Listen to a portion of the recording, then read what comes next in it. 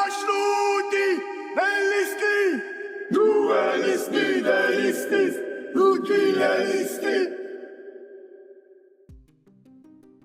What if the first teaser for Dune Part 3 is not trying to comfort fans at all, but to warn them that Paul Atreides' story is about to become something much colder, heavier, and far less heroic than anything we've seen so far? Because that is exactly the feeling I got watching this footage, after two films that built Paul from haunted heir to mythic conqueror. The first real look at Dune Part 3 makes one thing painfully clear: this final chapter is not interested in crowning him.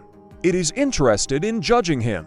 The scale is bigger, the atmosphere is darker, the emotional temperature is lower, and the version of Paul we are being shown no longer feels like the chosen one figure audiences were meant to cheer for. He feels exhausted, burdened, dangerous, maybe even trapped inside a role he can no longer control. And if Villeneuve really follows through on what this teaser is promising, then Dune Part 3 might end up being the most emotionally punishing film in the trilogy. The first thing that really hits is the time jump. This story moves forward 17 years after Dune Part 2, and you can feel that weight in every image. Paul is no longer the young Messiah stepping into prophecy. He is now Emperor, carrying the full consequence of what his rise has done to the galaxy. That alone changes the entire moral framework of the story. We are not watching a hero become powerful anymore. We are watching a powerful man live with what his victory cost, and that is a much more dangerous story, because Dune has always been about the seduction of power as much as the spectacle of power. Frank Herbert never designed Paul Atreides as a simple savior figure. He designed him as a warning. A brilliant, charismatic, emotionally complicated warning. Villeneuve has said before that this story should not be treated as a celebration of messianic leadership, and this teaser makes it feel like he is finally pushing that truth directly into the center of the screen. Paul does not look triumphant here. He looks like someone whose legend has started eating him alive, because the first Dune was contemplative. The second was escalation and war. But Villeneuve is now openly describing the third film as a thriller, one that is more muscular, more intense, and more urgent than the previous chapters. That lines up perfectly with the footage.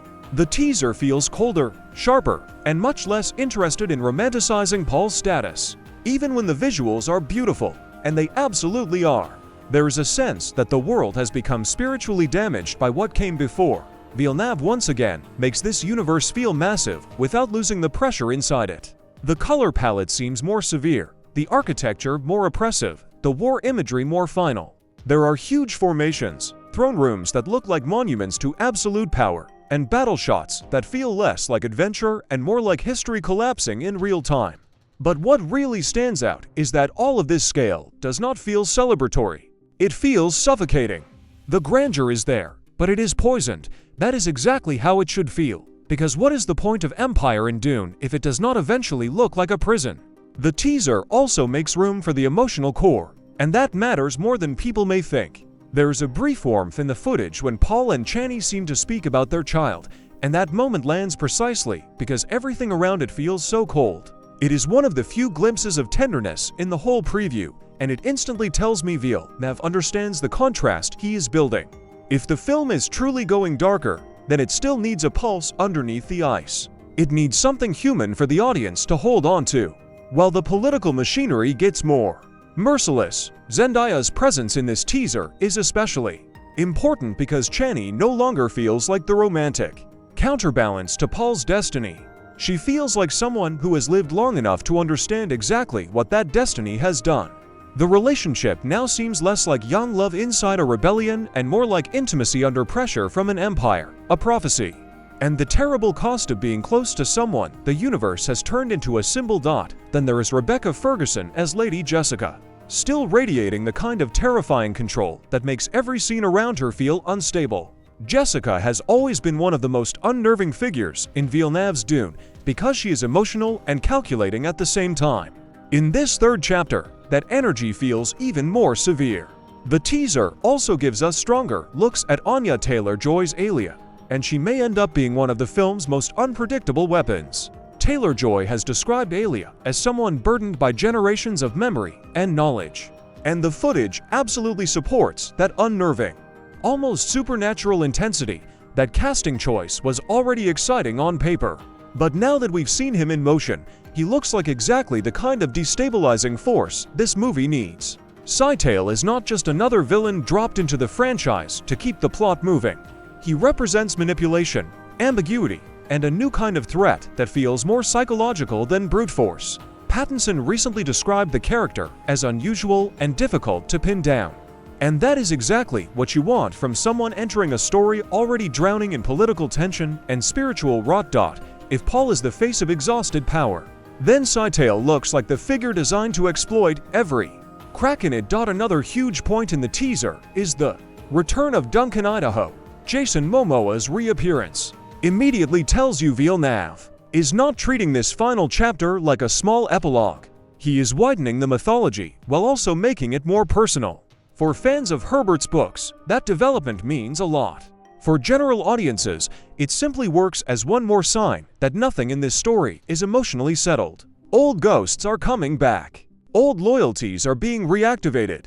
Old wounds are being reopened. One of the biggest behind-the-camera changes is that Greig Fraser did not return as cinematographer. Instead, Linus Sandgren stepped in, and according to Villeneuve, they intentionally chased a grainier, more textured visual quality through 65mm and IMAX film, while still preserving the brutal digital sharpness of the desert imagery. That is not a cosmetic change. That is a tonal choice. It tells me this film wants to feel harsher, older, more scarred. It wants to look like memory and myth grinding against each other.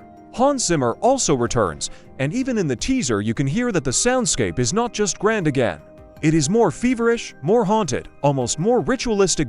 Because when Villeneuve gets image, scale, and sound all pulling in the same direction, he does not just make scenes. He makes atmosphere feel physical. What I also love here is that the teaser does not look like fan service. It looks like a challenge. It is not saying, here is more of the thing you already loved. It is saying, you followed Paul this far, now watch what that path really leads to. That is a bolder move than most franchises ever make, especially when they are closing out a trilogy this successful. Villeneuve could have gone broader, easier, and more triumphantly emotional. Instead, this footage suggests he is leaning harder into consequence, fanaticism, and the corruption built into messianic power, because Dune should never get too comfortable with its own myth-making. The teaser even makes the larger wars feel less like spectacle and more like fallout. We see huge mobilizations, Paul and Alia leading Fremen into battle, and worlds that seem fully infected by the hysteria of belief. That is important because it reinforces that the jihad which loomed over the earlier films is no longer a distant abstraction. It is here now. It has shape. It has cost. It has blood on it. And even if Villeneuve is taking liberties in how he visualizes that scale compared to the more intimate structure of Dune Messiah, I understand why. Cinema needs bodies, movement, and consequence. You have to make the tragedy visible. It understands that the ending of Paul Atreides' rise is not a coronation. It is a reckoning. I think Dune Part 3 already feels like the riskiest and potentially best film in Villeneuve's trilogy. Not because it is bigger, although it clearly is. Not because it has more star power, although it definitely does. But because it looks willing to take the audience somewhere colder and less flattering than blockbuster storytelling usually allows. It is willing to strip the heroic glow off Paul. It is willing to let victory feel rotten. It is willing to make power look lonely, faith look dangerous, and destiny look like a trap. That is exactly what Dune should be. So yes, I am all in. I am in for the darker tone. I am in for the time jump. I am in for Pattinson's Scytale poisoning the story from the inside, and I am absolutely in for Villeneuve ending this trilogy by forcing audiences to sit with the price of everything Paul won, because if this teaser is telling the truth, Dune Part 3 is not about whether Paul Atreides can rule. It is about whether there is anything left of him once ruling is all he has. That is not just a strong ending. So now I want to know what you think. Does this teaser make Dune Part 3 look like the boldest chapter of the trilogy? Or do you think Villeneuve may be pushing too far away from the emotional balance that made the first two films connect so well? If Paul is no longer being framed as the hero, is this finally the moment where Dune becomes the full cautionary tale it was always supposed to be? That is the question. December 18th is looking huge. I'll see you in the next one.